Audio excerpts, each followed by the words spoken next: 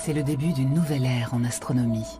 Pour la première fois, des scientifiques observent des particules fantômes dont l'origine se situe en dehors du système solaire et même de notre galaxie. Leur source est située à des millions d'années-lumière, là où des étoiles explosent et où des trous noirs supermassifs absorbent la matière cosmique, tels de gigantesques tourbillons. Ces particules, ce sont les neutrinos, les plus fréquentes et les plus mystérieuses des particules élémentaires. Chaque seconde, 100 000 milliards d'entre elles traversent notre corps à une vitesse proche de celle de la lumière, sans que nous nous en apercevions. Elles se déplacent librement à travers l'univers, car elles peuvent tout traverser.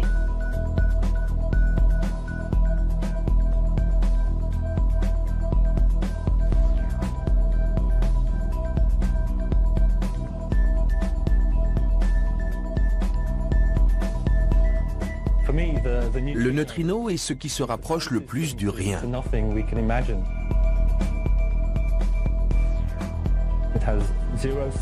Il n'a pas de taille, ni de charge, sa masse est presque nulle, et il n'interagit que très faiblement avec la matière. Mais pourtant, le neutrino n'est pas rien. Il pourrait même être la clé de l'univers. Pour les astrophysiciens, l'univers est un gigantesque laboratoire, encore largement inexploré. La matière dont sont constituées les étoiles, les planètes, les nuages de gaz cosmique et l'homme ne représente que 5% du cosmos. Les 95% restants demeurent un mystère que les yeux humains seuls sont inaptes à percer. S'ils veulent comprendre les phénomènes extrêmes à l'œuvre dans le cosmos, les physiciens doivent pouvoir compter sur des instruments autrement plus sophistiqués. Si les théories abondent, les données restent très insuffisantes. Ce ne sont pas n'importe quels neutrinos, mais des neutrinos de haute énergie, porteurs d'un message. Ce sont des messagers. Ils portent la signature des objets qui les ont générés en libérant des quantités d'énergie formidables, bien plus importantes que celles émises par le Soleil. Nous observons par exemple des neutrinos issus des processus de destruction de la matière noire. Les neutrinos pourraient nous éclairer sur la nature de la matière noire.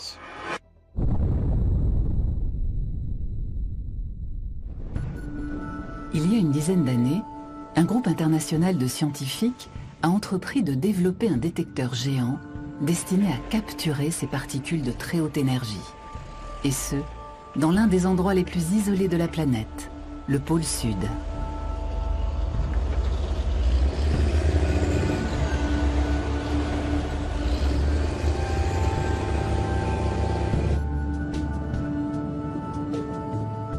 Dans les profondeurs de la glace, les scientifiques recherchent des flashs lumineux issus des très rares interactions des neutrinos avec la matière. À partir d'une station de forage mobile, l'équipe a creusé dans la calotte antarctique de nombreux puits de plusieurs kilomètres de profondeur. La glace pure et épaisse offre au détecteur d'1 kilomètre cube de volume un espace suffisant et des conditions idéales.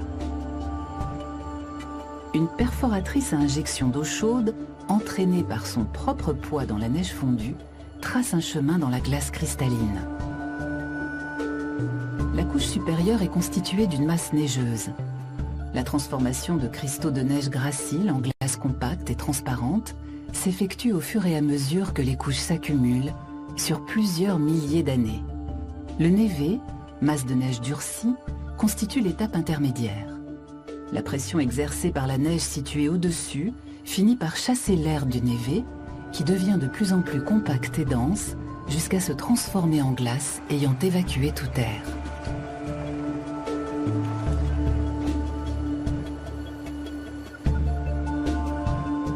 Dans chaque puits, les chercheurs ont descendu une ligne harnachée de photodétecteurs qui ont la taille d'un ballon de basket.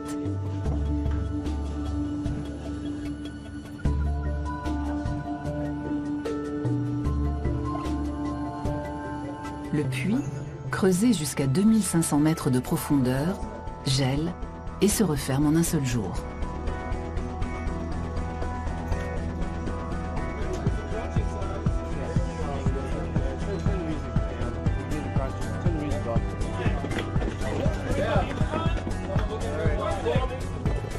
Avec un volume total de glace d'1 km3, IceCube est le plus grand détecteur de neutrinos au monde.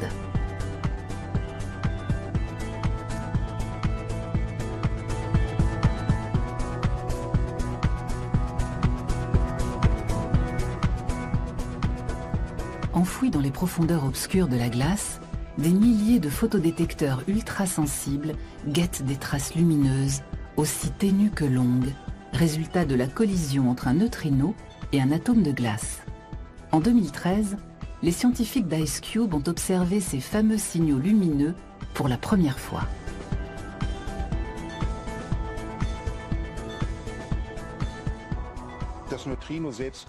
On ne peut pas, à proprement parler, capturer les neutrinos. En revanche, on peut détecter les particules secondaires issues des interactions des neutrinos avec des noyaux atomiques.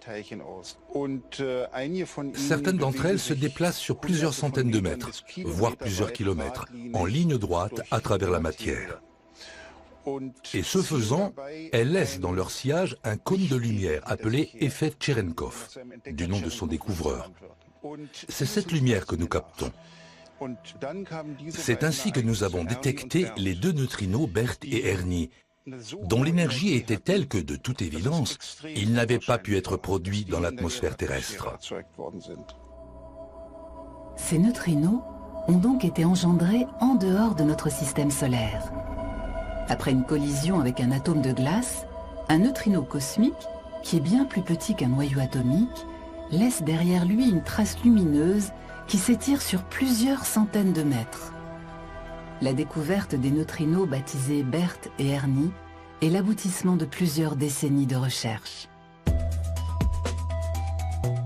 Ces messagers venus des confins de l'espace font l'objet de recherches partout dans le monde, notamment en Europe.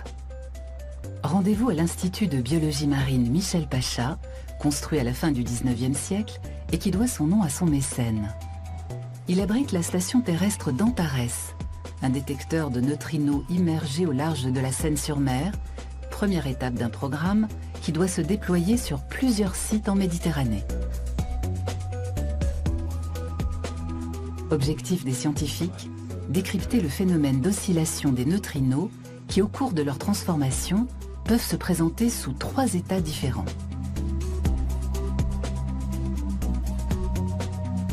Le petit prototype du télescope sous-marin Antares traque les minuscules traînées lumineuses caractéristiques du passage de neutrinos. D'ici quelques années, un télescope géant devrait voir le jour, KM3net, dont le volume total sera de plusieurs kilomètres cubes.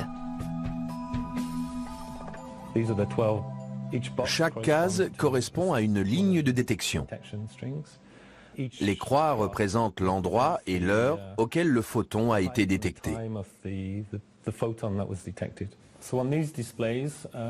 Sur ce graphique, on peut voir, avec le temps qui défile, le taux de comptage des modules optiques. La principale source de lumière que nous détectons est celle de la radioactivité naturelle du sel, du potassium 40, un isotope qui émet de petites particules lumineuses. Cette lumière est due en majeure partie à la radioactivité naturelle.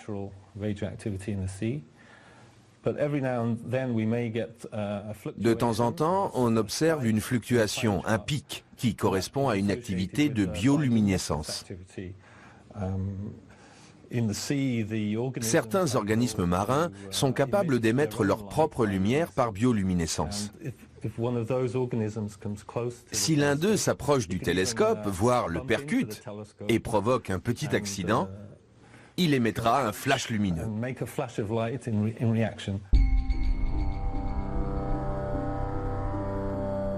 Nous avons étudié les corrélations entre la quantité de bioluminescence reçue et les paramètres physiques de l'océan, enfin de la mer Méditerranée, qui est comme un petit océan, en particulier la température, la salinité, qui vont donner des signatures des différentes masses d'eau présentes en Méditerranée, comment elles se comportent, comment elles bougent, comment elles se mélangent, et aussi le courant, donc la vitesse du courant, l'intensité du courant, la direction du courant. KM3net sera un instrument de mesure sous-marin à vocation pluridisciplinaire, capables de fournir des données de biologie, de géologie et de physique. Outre les neutrinos, les chercheurs peuvent déjà détecter les signaux de certaines espèces de cachalots et de dauphins. Donc là, vous avez sur cette bande le temps qui défile, c'est en temps réel, et en vertical, vous avez la fréquence. Et donc, chaque fois qu'il y a un signal qui est identifié, il est identifié par un petit code de couleur. Et donc là, en ce moment, par exemple, il y a des clics, donc des signaux large bande et de très très brefs, de quelques millisecondes, d'espèces de cétacés, qui sont des odontocètes, de grands dauphins. Et en parallèle, on a en même temps des signaux aussi de cachalots, sperm whale en anglais.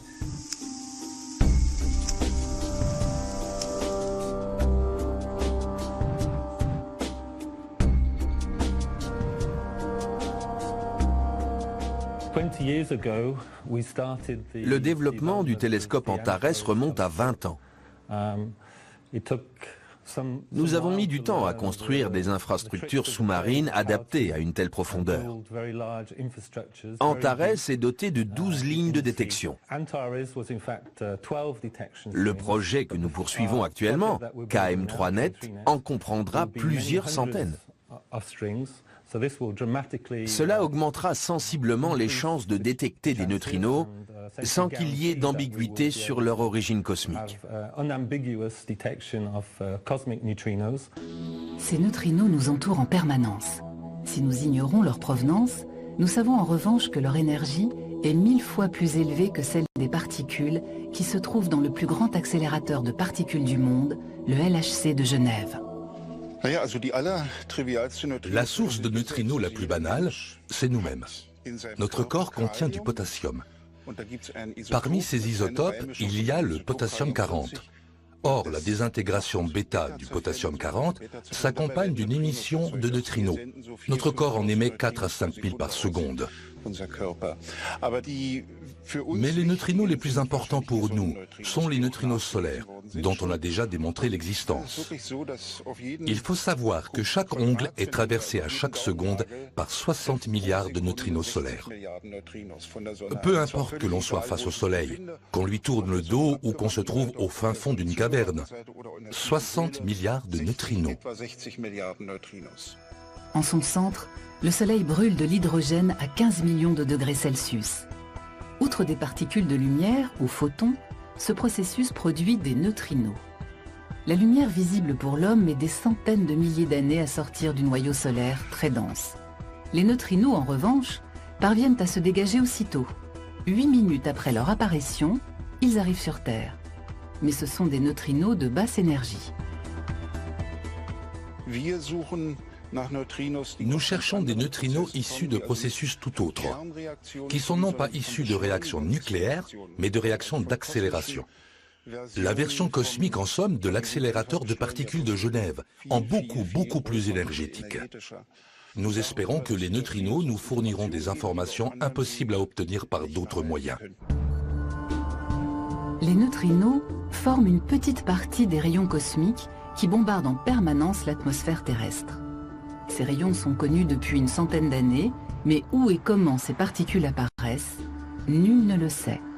Une certitude, il s'agit d'un rayonnement de particules de haute énergie, composées principalement de protons et de noyaux atomiques.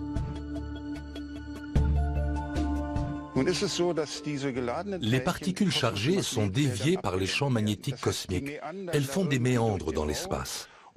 C'est-à-dire qu'elles peuvent venir d'ici et au terme de leur trajectoire arriver sur Terre par le côté opposé. D'où l'impossibilité de déterminer la direction dont elles proviennent. Nous avons donc besoin de particules neutres qui ne sont pas déviées. Les neutrinos sont la solution idéale. Premièrement, ils sont neutres. Deuxièmement, ils proviennent d'objets denses, compacts, dont la lumière ne sort pas. Et ils peuvent se propager à travers des couches de poussière dans l'univers sans interagir.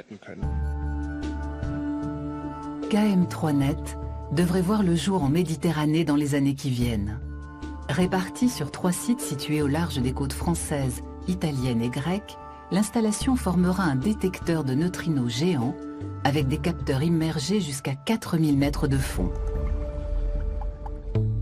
Dans sa configuration maximale, KM3Net offrira un volume de 10 km3. Comme Ice Cube dans la glace polaire, KM3net recherchera des neutrinos dans l'eau.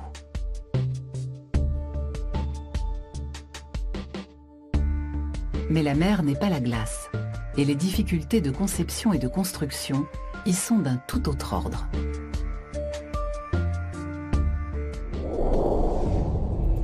Afin de pouvoir analyser les informations recueillies dans l'eau, les scientifiques installent sur le fond marin une infrastructure chargée d'acheminer les données regroupées par paquets jusqu'aux stations à terre via des câbles sous-marins spéciaux.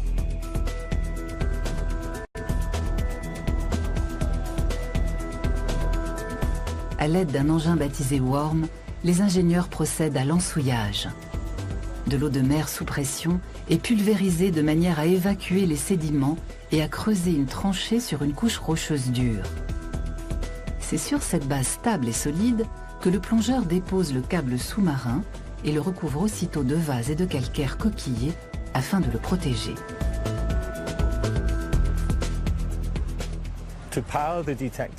Pour alimenter le détecteur et transférer les données jusqu'à terre, nous utilisons un câble sous-marin de télécommunication. La transmission des données s'effectue par fibre optique.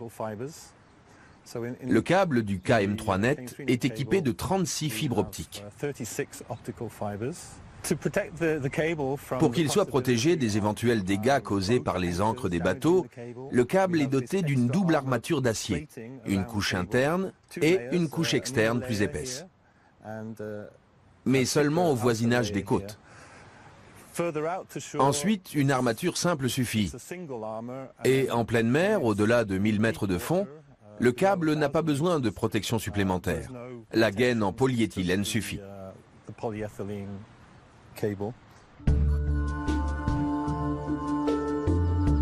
Zeuthen, au sud de Berlin, est une référence en matière de recherche sur les neutrinos. Le site abrite le synchrotron à électrons allemand DAISY.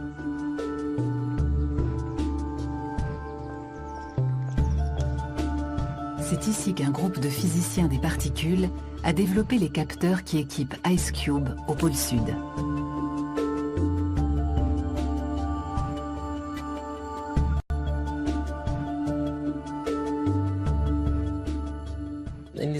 Cette enveloppe en verre contient un tube photomultiplicateur et vient s'insérer comme ça dans le module. Ce tube est très sensible à la lumière. Dès qu'un photon percute la paroi, un seul photon, il se produit un tout petit signal électrique. On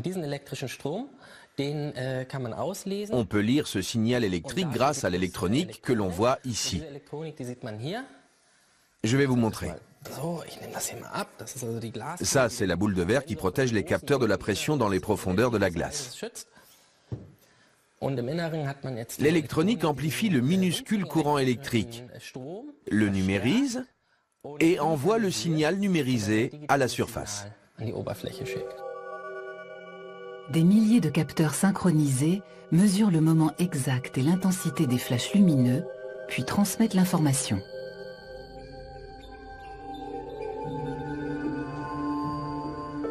Dans ce laboratoire, les chercheurs travaillent déjà à la prochaine génération de photocapteurs, plus abordables, plus simples et plus efficaces. Parmi les pistes, acheminer la lumière Cherenkov via des tubes enrobés. Objectif, trouver la fameuse lumière ultraviolette. Le post-doctorant Jacob van Zanten se prépare à sa première mission dans le pôle Sud. La première condition, c'est d'être en très bonne santé. Un examen médical complet est requis. Une fois qu'on a reçu le feu vert pour partir, on se rend d'abord en Nouvelle-Zélande, à Christchurch, dans le sud de l'île. On reste quelques jours sur place, jusqu'à ce que les conditions météo soient bonnes. Le vol jusqu'aux côtes antarctiques dure 8 heures. Il peut y avoir quelques jours d'attente avant de prendre un vol pour le pôle Sud qui dure 1h30. Je travaille depuis longtemps sur Ice Cube, mais je ne suis encore jamais allé sur le terrain. Je suis d'autant plus content que je vais là où peu de gens ont eu la chance d'aller.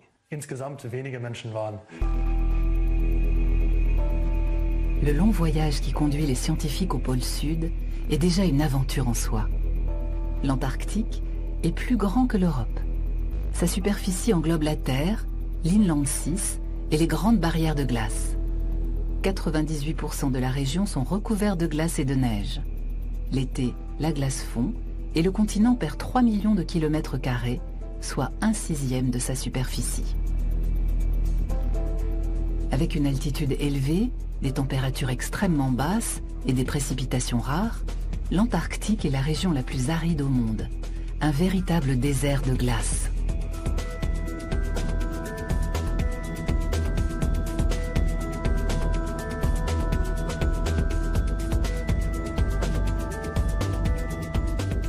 Il faut plusieurs jours à Jacob Van Zanten pour atteindre l'Antarctique.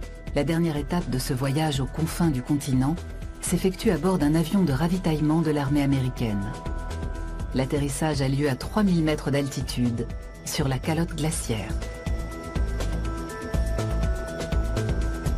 C'est l'été, la haute saison pour les scientifiques qui ne viennent en Antarctique qu'à cette période de l'année. L'hiver, seule une petite équipe chargée du fonctionnement du détecteur reste sur place, affrontant le froid glacial et l'obscurité. Tous les voyageurs sont soulagés et heureux de parvenir enfin à destination. Mais dès l'arrivée, certains sont pris du mal de l'altitude. Il leur faudra quelques jours pour s'acclimater. La base Amundsen Scott, station de recherche américaine, est une oasis au milieu du désert glacé. Une garantie de survie pour tous les scientifiques.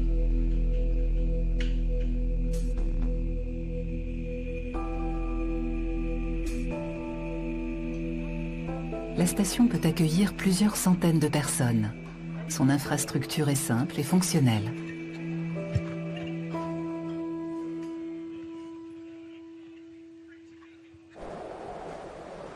Amundsen et Scott, les découvreurs du pôle Sud il y a plus d'un siècle, seraient bien étonnés de trouver un tel niveau de confort et de technologie dans un des hauts lieux de l'astrophysique. Dans la glace, Ice Cube guette les signaux lumineux cosmiques. Ice Cube traque les neutrinos qui ont traversé la Terre et sont arrivés par l'hémisphère nord. Charge au détecteur de KM3net en Méditerranée de repérer les neutrinos arrivés par l'hémisphère sud. Seuls les neutrinos peuvent ainsi voler à travers la Terre. Catane, en Sicile. Les profondeurs de la Méditerranée, par plus de 5000 mètres de fond, sont un lieu de recherche idéal. Au large de l'île italienne, un groupe de chercheurs européens veut ancrer sur le fond marin le premier élément du détecteur de neutrinos.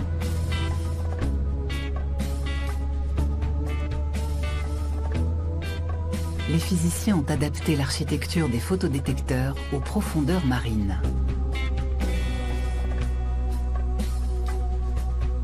Pression de l'eau, salinité et courant sont autant de défis pour les chercheurs qui doivent protéger une électronique sensible tout en garantissant à chaque instant les mesures les plus précises.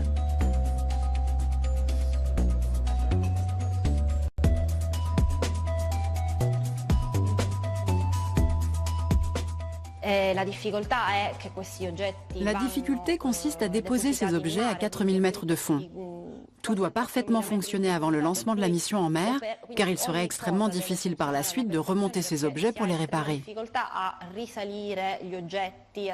La production prend beaucoup de temps et plusieurs séries d'essais sont nécessaires avant que les modules optiques soient prêts à être immergés. Les chercheurs doivent protéger les instruments de la forte pression de l'eau et de sa salinité.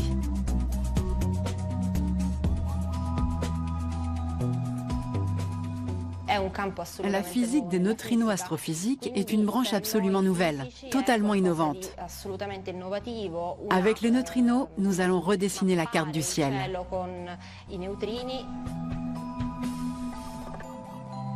Les physiciennes enregistrent les capteurs pour pouvoir plus tard affecter précisément les données reçues.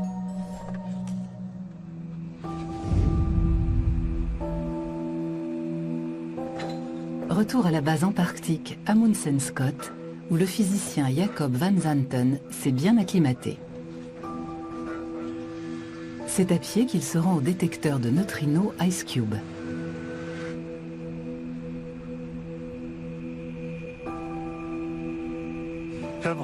Nous avons aujourd'hui un temps splendide.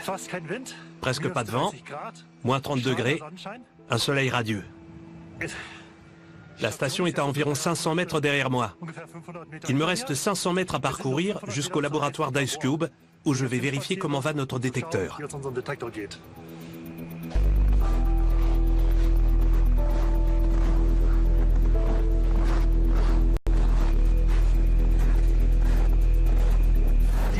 Ces piquets et ces drapeaux sont la seule partie visible d'IceCube. La majeure partie du détecteur étant située à 1,5 km sous mes pieds. IceCube est un télescope à neutrinos de tous les superlatifs. Un gigantesque glaçon high-tech. Enfoui à 2500 mètres de profondeur dans la glace éternelle du pôle sud, le détecteur est dans l'obscurité totale. Ici, la glace est extrêmement pure. La lumière peut traverser IceCube sans être déviée. Les yeux du télescope sont à l'affût d'infimes flashs. 5200 photodétecteurs guettent les sillages lumineux laissés par les particules qui peuvent atteindre plusieurs centaines de mètres.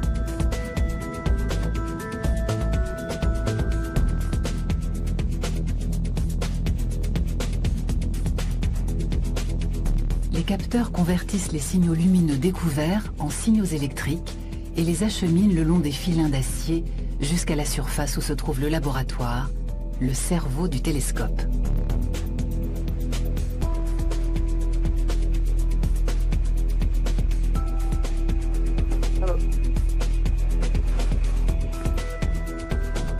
Le laboratoire est déjà doté d'un premier centre de calcul. Il enregistre les données captées dans la glace, les filtre grossièrement, puis les transfère aux instituts de recherche partenaires dans le monde entier.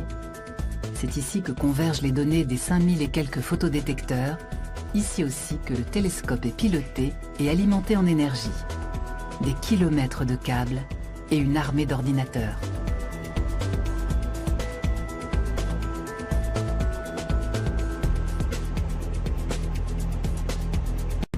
Au sein du laboratoire, une petite équipe s'occupe de la maintenance électronique, de jour comme de nuit.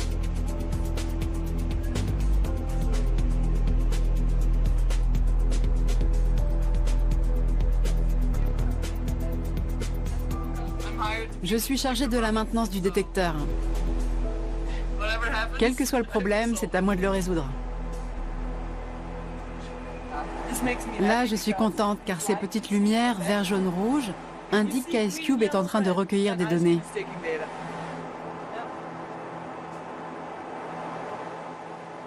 C'est beau, non? Très photogénique. Je prends beaucoup de photos des câbles et du reste. Pour entretenir le détecteur, quelques scientifiques restent sur place pendant la saison hivernale. Il fait alors moins 70 degrés et la nuit est permanente. Le soleil demeure sous l'horizon et seule la lune est visible. L'occasion d'observer les aurores polaires, fruit de l'interaction entre le champ magnétique terrestre et les vents solaires chargés électriquement, déviés vers les pôles.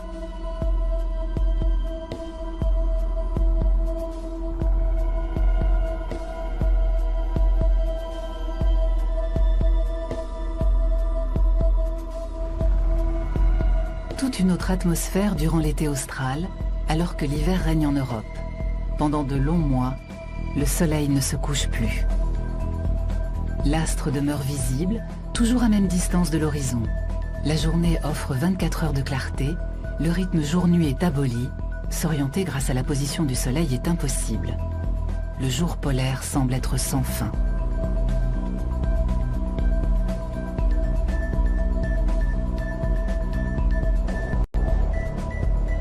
La mission de Jacob Van Zanten dans l'Antarctique, auprès du détecteur high-tech, doit durer 10 jours.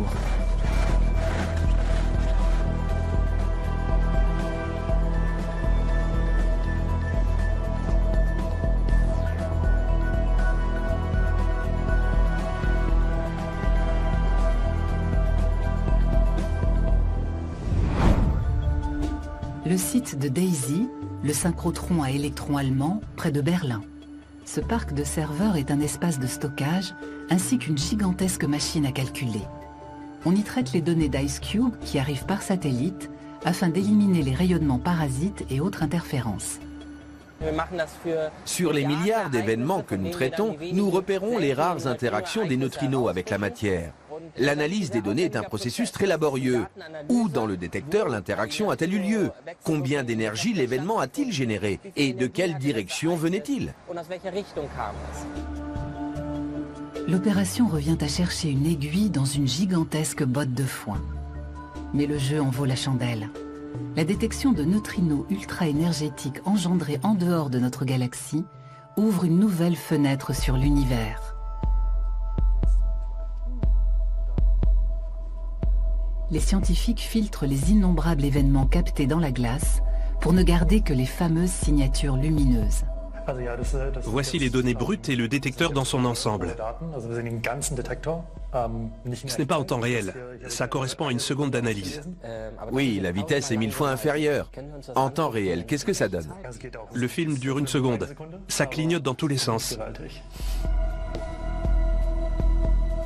Grâce à un filtrage plus fin des données, les chercheurs parviennent au but. Les traces lumineuses les plus importantes ont un diamètre de 600 mètres. Un exploit pour de petites particules invisibles que de générer de tels sillages de lumière. C'est assez net. On distingue bien le sillage. Le muon, la lumière Cherenkov. Effectivement, c'est très net. Les neutrinos Bert et Ernie ne sont désormais plus seuls. Après leur découverte, les chercheurs ont réussi à détecter d'autres neutrinos cosmiques, parmi lesquels Big Bird, le recordman des neutrinos énergétiques.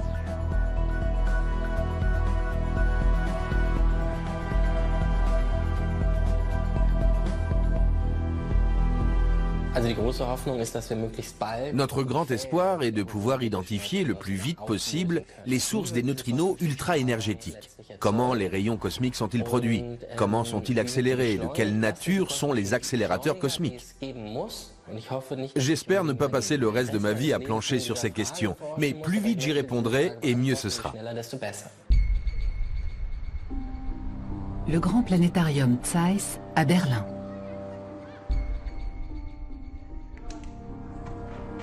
En août 2016, l'un des plus grands planétariums d'Europe s'apprête à réouvrir après 2 ans de travaux de modernisation. Tim Florian Horn, son directeur, est fasciné par les neutrinos extragalactiques. Présenté sous la voûte, un film d'animation sur les neutrinos est l'un de ses projets.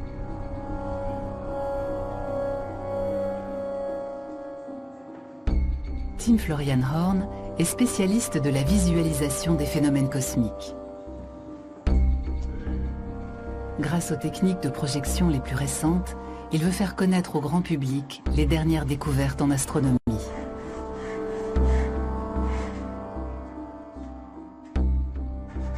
Il définit le planétarium comme un théâtre moderne de la science. Tout l'intérêt est de vulgariser les dernières découvertes, les montrer. Le meilleur moyen de donner à comprendre les neutrinos est de présenter leur voyage à travers le cosmos. La voûte du planétarium est très bien adaptée pour ça, dans la mesure où elle fournit au public les ordres de grandeur de l'univers.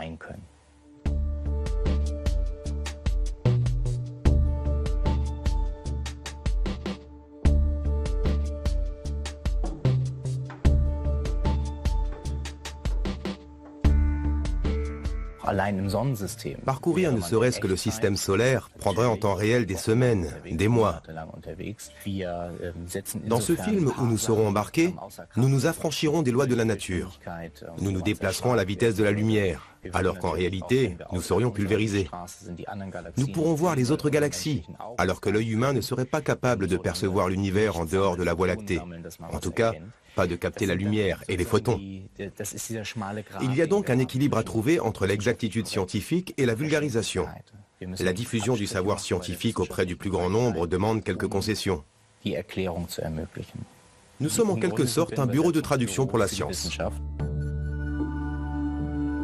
Pour concevoir le film sur les neutrinos, le directeur a rendez-vous avec un graphiste et le physicien des astroparticules Christian Spiering, dans un studio d'animation de Babelsberg à Potsdam.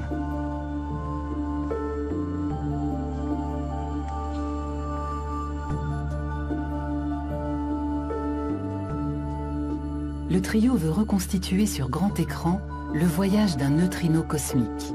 Objectif, donner à voir et à comprendre auprès d'un large public cette petite particule insaisissable. Aucun des trois ne sait à quoi ressemble un neutrino.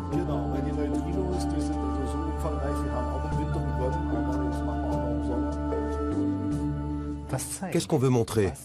Et quelle doit être la part d'exactitude scientifique? En sachant que l'objectif est d'expliquer comment un neutrino se propage dans l'univers. Pour ma part, je verrais bien une sorte de traînée de condensation, comme celle des avions de chasse. Mais j'ai du mal à imaginer l'avion de chasse en lui-même. Ce qui m'intéresse, c'est sa trajectoire à travers divers objets célestes. Ou alors, on représente simplement le neutrino sous la forme de la lettre de l'alphabet grec nu. Ça me suffirait d'un point de vue formel. Quelles sont les questions? D'où viennent-ils? Comment volent-ils? Et quelle est leur destination? Je suis le neutrino. Je vole à travers l'espace. Un point de vue subjectif. Oui, subjectif. Je croise en chemin des galaxies qui passent à toute allure à côté de moi. Je les laisse derrière moi et puis du vide. Du vide. À un moment apparaissent notre galaxie, puis le système solaire, puis dans le lointain, une sphère bleue, la Terre. Pour le physicien, les neutrinos sont des particules sans forme particulière. Le graphiste lui soumet quelques idées. Ça, c'est un atome, pas un neutrino. Pour moi, un neutrino ressemble plutôt à un point, à quelque chose d'indéfini, de tout petit. Bien. Proposition suivante. Un modèle qui brille davantage, moins tangible, entouré d'oscillations. Là, on dirait des petits elfes qui dansent une ronde autour d'une boule verte. C'est ce que m'évoquent ces oscillations.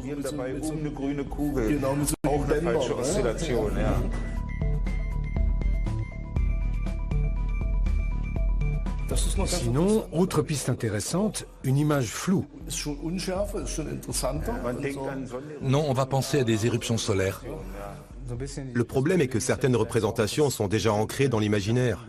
Tout à fait. Moi, ça m'évoque une scène de Star Trek, ce genre de lumière vacillante.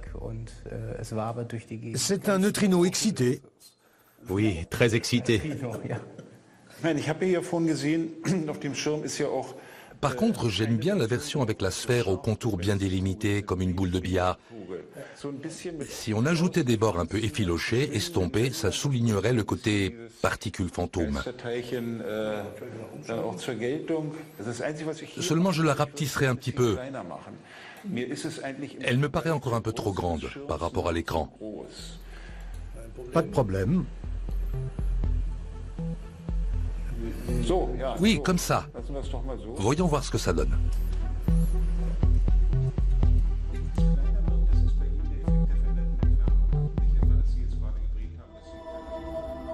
Au Centre de physique des particules de Marseille, le groupe de chercheurs français se prépare à installer la première chaîne de détecteurs du KM3net.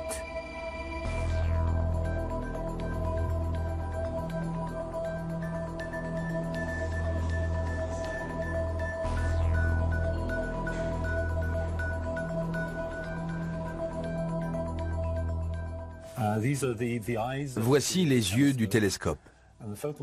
Les photomultiplicateurs sont très sensibles à la lumière. Ils peuvent détecter un seul photon. En comparaison, l'œil humain a besoin d'environ 7 photons pour percevoir quelque chose. Ces instruments sont donc beaucoup plus sensibles que l'œil humain. Nous avons besoin de mesurer la position d'arrivée du photon sur le détecteur au centimètre près. Mais évidemment, au fond de la mer, avec les courants marins, tout a tendance à bouger légèrement. L'intérieur du module optique contient donc des compas très précis qui mesurent la rotation de la sphère et son inclinaison dans les diverses directions. La collision dans le détecteur d'un neutrino avec un noyau atomique produit un muon. Le muon émet de la lumière et active les capteurs le long de sa trajectoire. Les chercheurs peuvent, à partir de l'angle de cette trajectoire, déterminer le point de départ dans le ciel du neutrino incident. La quantité de lumière que nous détectons dans le télescope dépend de l'énergie du neutrino. Si un neutrino de basse énergie interagit, il n'y aura pas beaucoup de lumière. Tandis que s'il s'agit d'un neutrino de très haute énergie, le détecteur va s'illuminer comme un sapin de Noël. KM3net sera un gigantesque détecteur sous-marin, le pendant d'IceCube pour l'hémisphère nord. Chaque ligne de détection de 700 mètres de long est dotée de 18 capteurs de la taille d'un ballon de basket.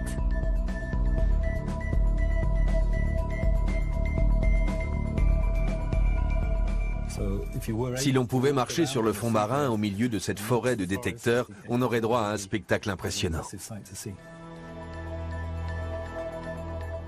Le télescope n'est pas immobile. Il est entraîné par le courant marin. C'est pourquoi chaque capteur doit réévaluer continuellement sa position. Ainsi seulement les chercheurs peuvent calculer la direction des neutrinos. Retour dans le studio d'animation à Potsdam. Tim Florian Horn, le directeur du planétarium de Berlin, a apporté un logiciel qui lui permet d'animer les régions de l'univers connues à ce jour. L'équipe essaie de reconstituer la trajectoire d'un neutrino de sa source dans les confins du cosmos jusqu'à la Terre.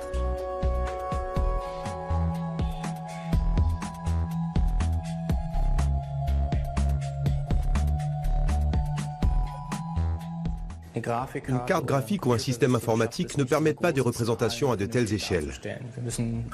D'où la nécessité d'utiliser ce logiciel qui croise les systèmes de coordonnées.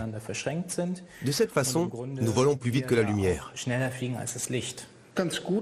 Ce serait bien, lorsque le neutrino traverse la matière, que ce soit un astéroïde ou la Terre, de zoomer au niveau atomique, pour qu'on voit le noyau au centre et les électrons autour.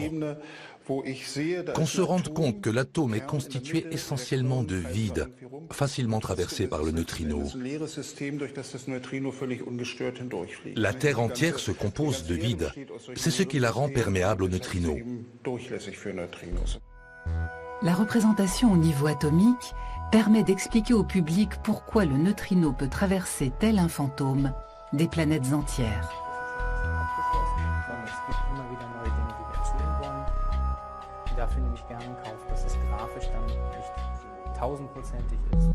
À Marseille, les scientifiques préparent le transport d'une ligne de détecteurs.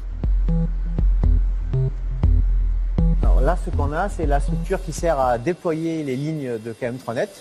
Donc les lignes de KM3net dans la configuration opérationnelle sont des lignes qui s'étendent en verticale, en partant du fond sous-marin jusqu'à 800 mètres de haut pour la configuration haute énergie et 200 mètres de haut pour notre configuration ici en France.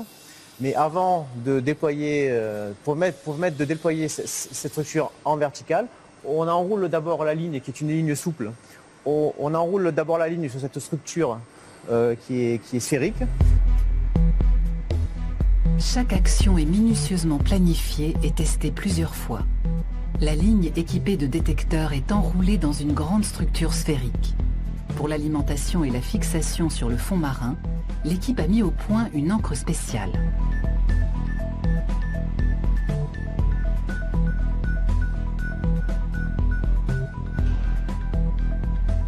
Avant de quitter la halle de construction, la ligne de détection est chargée sur l'encre jaune.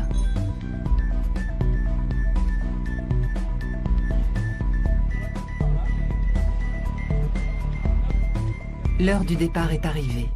L'encre et la structure de déploiement partent en camion jusqu'au navire de recherche. Celui-ci met le cap à 40 km au large des côtes méditerranéennes. Cette nuit, l'équipe doit déposer la première ligne de KM3net sur le plancher marin par 3500 mètres de fond.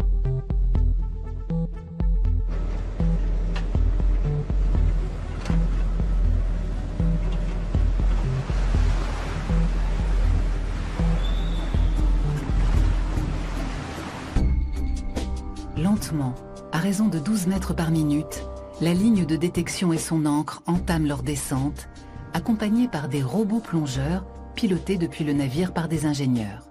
Au bout de 4h30, le duo atteint le fond marin. Les bras robotisés câblent l'ancre avec l'infrastructure déjà en place. chargé de l'alimentation en énergie et du transfert des données à terre.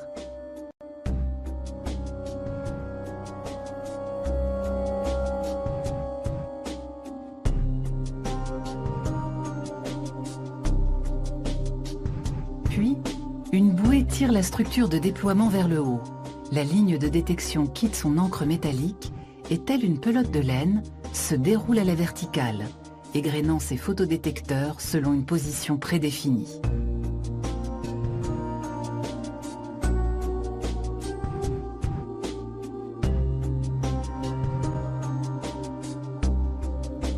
Le déploiement de la première ligne de détection est un succès. Plusieurs centaines d'autres suivront. Bientôt, KM3Net pourra détecter les neutrinos extragalactiques.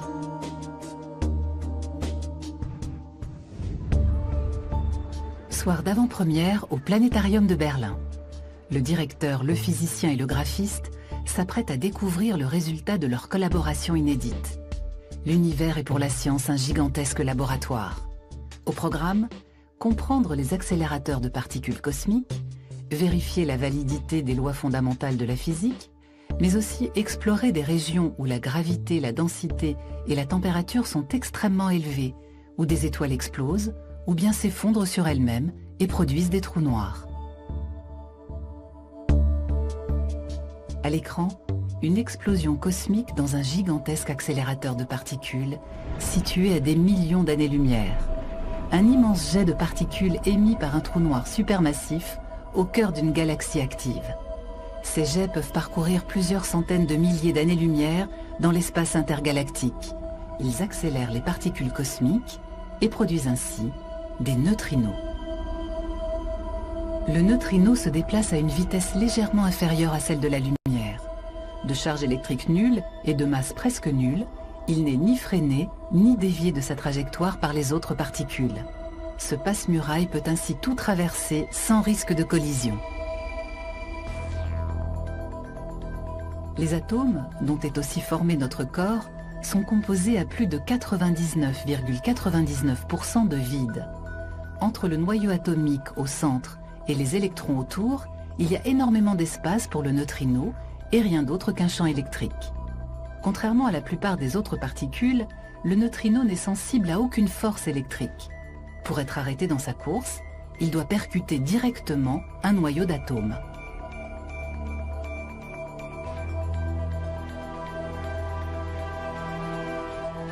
Seuls les télescopes de taille gigantesque permettent d'assister à cet événement rarissime. Mais même au sein d'Ice Cube, les probabilités pour qu'un neutrino heurte un noyau atomique sont infiniment faibles. Guère étonnant que BERT et Ernie, les deux premiers neutrinos extragalactiques détectés par les scientifiques, soient devenus les mégastars de l'astrophysique et de la physique des particules. Avec la découverte de ces neutrinos cosmiques, nous avons ouvert une nouvelle fenêtre, mais nous l'avons seulement entrouverte. Nous savons que quelque chose existe là-haut, mais nous n'avons pas encore cartographié ce territoire.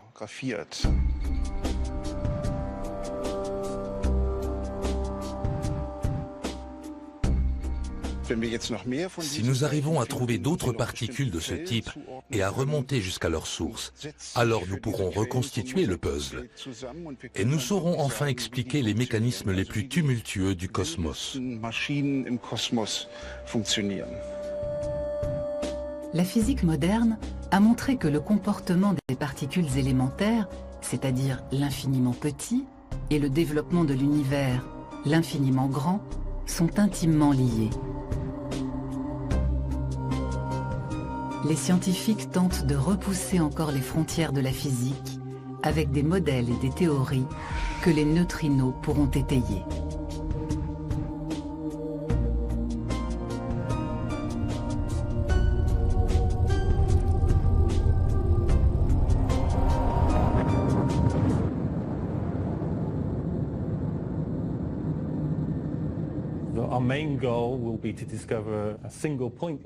Notre objectif principal est de découvrir une source de neutrinos. Ça pourrait être des trous noirs accrétant de la matière, des collisions de trous noirs ou des explosions de supernovas. Pour pouvoir confirmer cette source, nous avons besoin d'environ 10 neutrinos provenant de cette même source.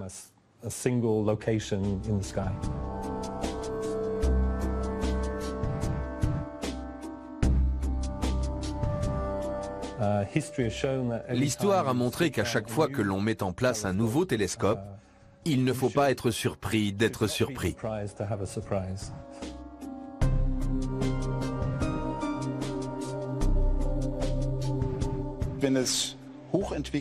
S'il existe dans le cosmos des civilisations hautement développées, peut-être n'ont-elles pas envie d'être écoutées par des civilisations moins développées telles que la nôtre. Elles pourraient utiliser pour communiquer non pas des ondes électromagnétiques, mais autre chose. Par exemple, des neutrinos. Vous imaginez les neutrinos, des signaux de Morse venus de civilisations extraterrestres.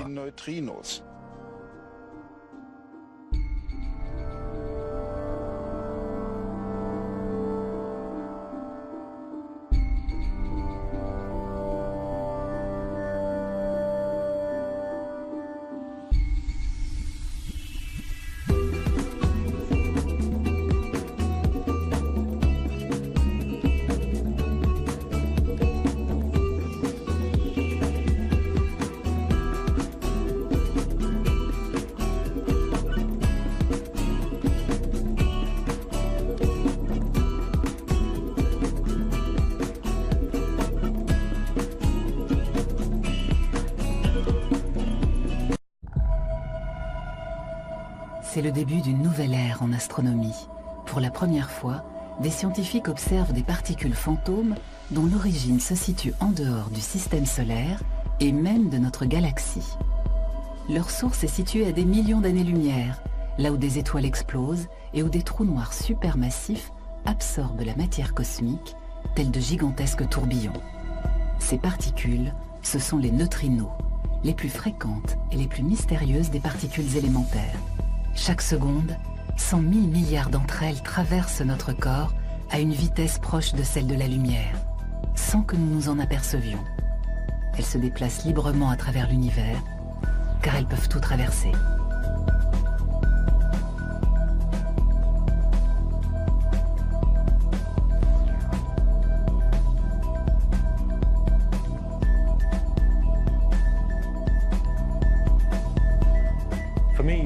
Le neutrino est ce qui se rapproche le plus du rien.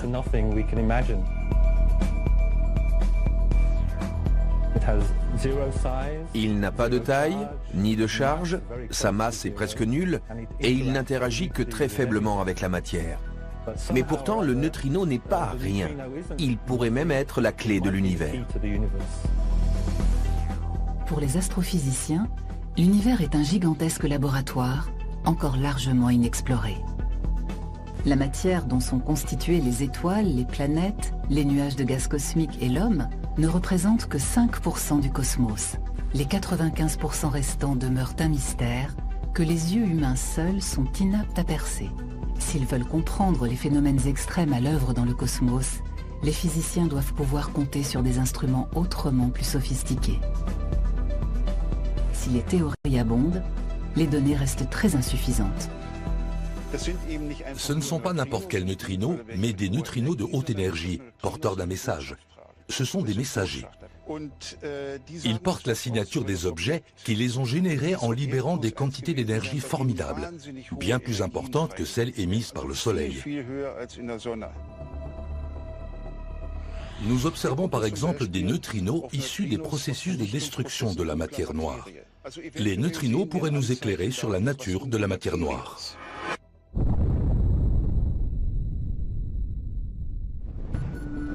Il y a une dizaine d'années, un groupe international de scientifiques a entrepris de développer un détecteur géant destiné à capturer ces particules de très haute énergie.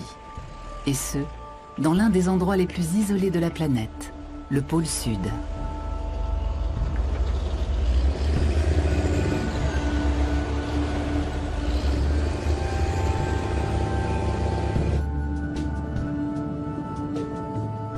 Dans les profondeurs de la glace, les scientifiques recherchent des flashs lumineux issu des très rares interactions des neutrinos avec la matière. À partir d'une station de forage mobile, l'équipe a creusé dans la calotte antarctique de nombreux puits de plusieurs kilomètres de profondeur. La glace pure et épaisse offre au détecteur d'1 km3 de volume un espace suffisant et des conditions idéales.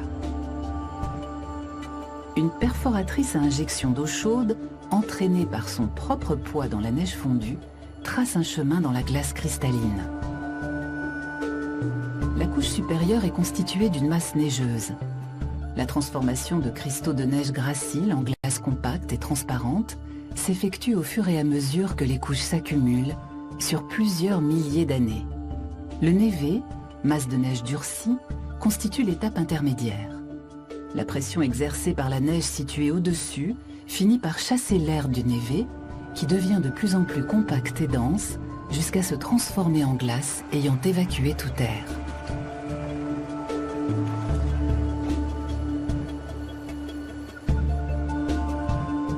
Dans chaque puits, les chercheurs ont descendu une ligne harnachée de photodétecteurs qui ont la taille d'un ballon de basket.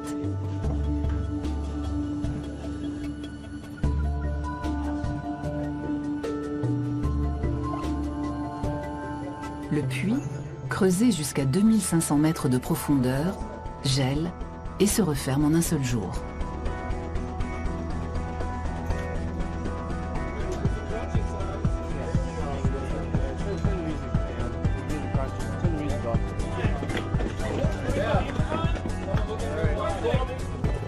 Avec un volume total de glace d'1 km3, IceCube est le plus grand détecteur de neutrinos au monde.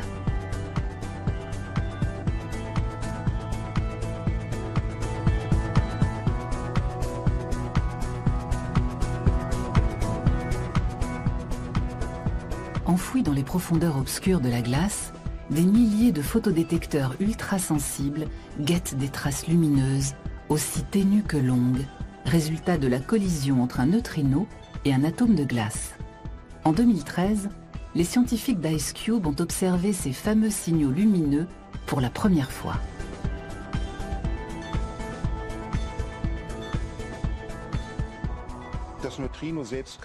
On ne peut pas, à proprement parler, capturer les neutrinos. En revanche, on peut détecter les particules secondaires issues des interactions des neutrinos avec des noyaux atomiques. Certaines d'entre elles se déplacent sur plusieurs centaines de mètres, voire plusieurs kilomètres, en ligne droite à travers la matière.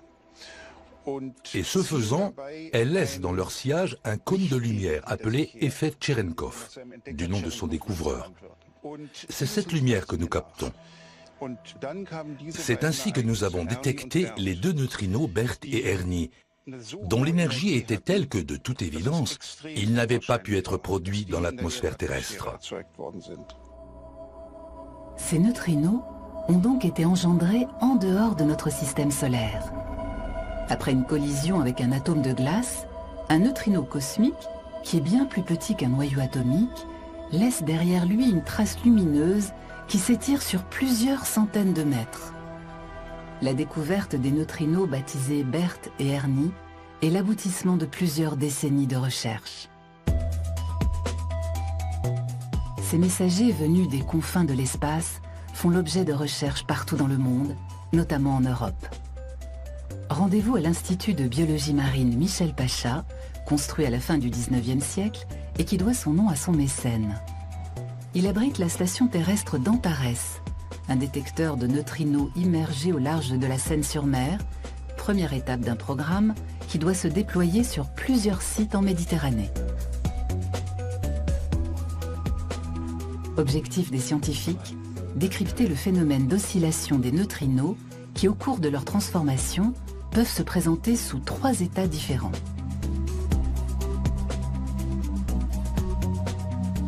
Le petit prototype du télescope sous-marin Antares traque les minuscules traînées lumineuses caractéristiques du passage de neutrinos.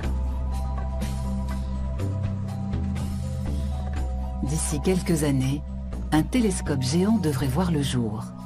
KM3net, dont le volume total sera de plusieurs kilomètres cubes. Chaque case correspond à une ligne de détection. Les croix représentent l'endroit et l'heure auquel le photon a été détecté. Sur ce graphique, on peut voir, avec le temps qui défile, le taux de comptage des modules optiques. La principale source de lumière que nous détectons est celle de la radioactivité naturelle du sel, du potassium 40, un isotope qui émet de petites particules lumineuses. Cette lumière est due en majeure partie à la radioactivité naturelle.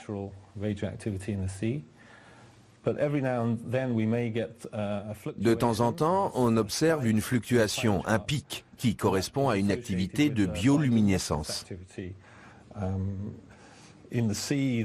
Certains organismes marins sont capables d'émettre leur propre lumière par bioluminescence.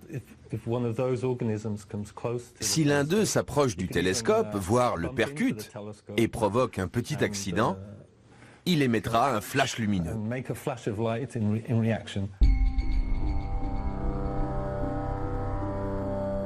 Nous avons étudié les corrélations entre la quantité de bioluminescence reçue et les paramètres physiques de l'océan, enfin de la mer Méditerranée, qui est comme un petit océan, en particulier la température, la salinité, qui vont donner des signatures des différentes masses d'eau présentes en Méditerranée, comment elles se comportent, comment elles bougent, comment elles se mélangent, et aussi le courant, donc la vitesse du courant, l'intensité du courant, la direction du courant.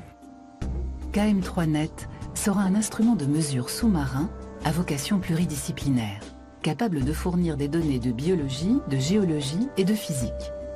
Outre les neutrinos, les chercheurs peuvent déjà détecter les signaux de certaines espèces de cachalots et de dauphins. Donc là, vous avez sur cette bande le temps qui défile, c'est en temps réel, et en vertical, vous avez la fréquence.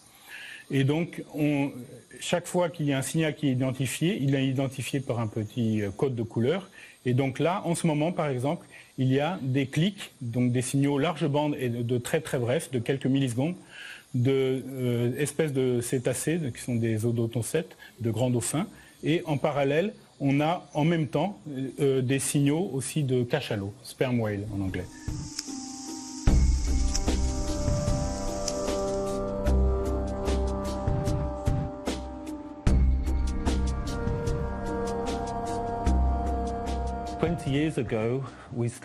Le développement du télescope Antares remonte à 20 ans.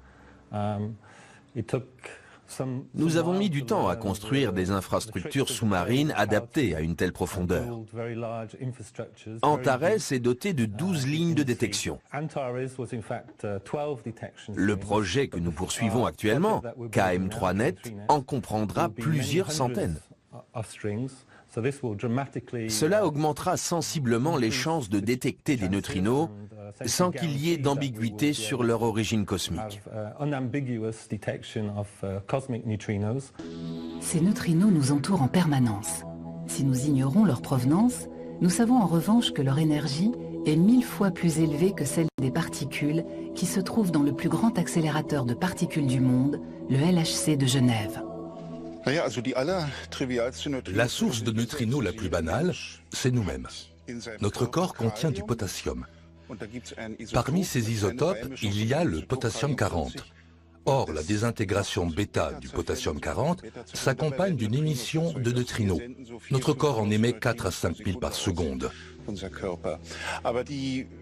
Mais les neutrinos les plus importants pour nous sont les neutrinos solaires, dont on a déjà démontré l'existence. Il faut savoir que chaque ongle est traversé à chaque seconde par 60 milliards de neutrinos solaires. Peu importe que l'on soit face au Soleil, qu'on lui tourne le dos ou qu'on se trouve au fin fond d'une caverne, 60 milliards de neutrinos. En son centre, le Soleil brûle de l'hydrogène à 15 millions de degrés Celsius. Outre des particules de lumière, ou photons, ce processus produit des neutrinos. La lumière visible pour l'homme met des centaines de milliers d'années à sortir du noyau solaire très dense. Les neutrinos, en revanche, parviennent à se dégager aussitôt. 8 minutes après leur apparition, ils arrivent sur Terre. Mais ce sont des neutrinos de basse énergie.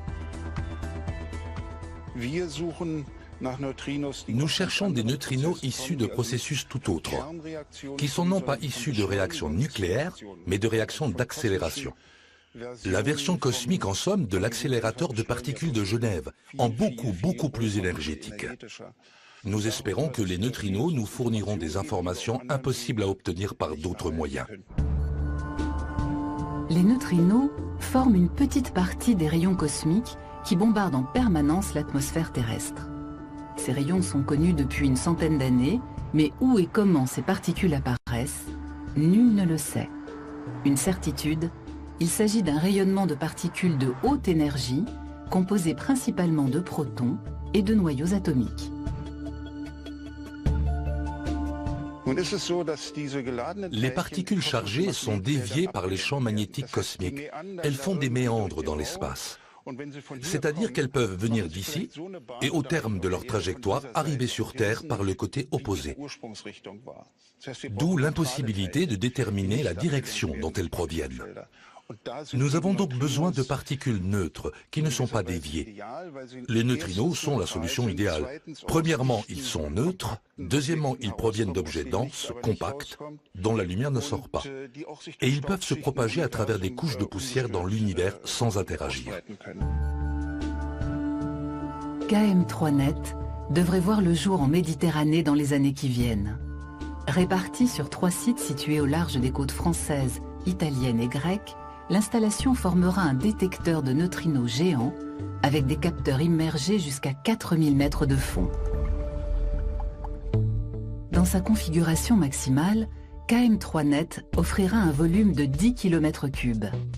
Comme Ice Cube dans la glace polaire, KM3net recherchera des neutrinos dans l'eau.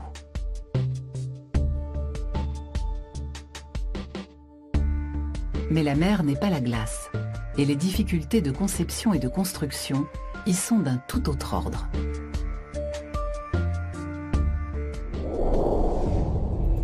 Afin de pouvoir analyser les informations recueillies dans l'eau, les scientifiques installent sur le fond marin une infrastructure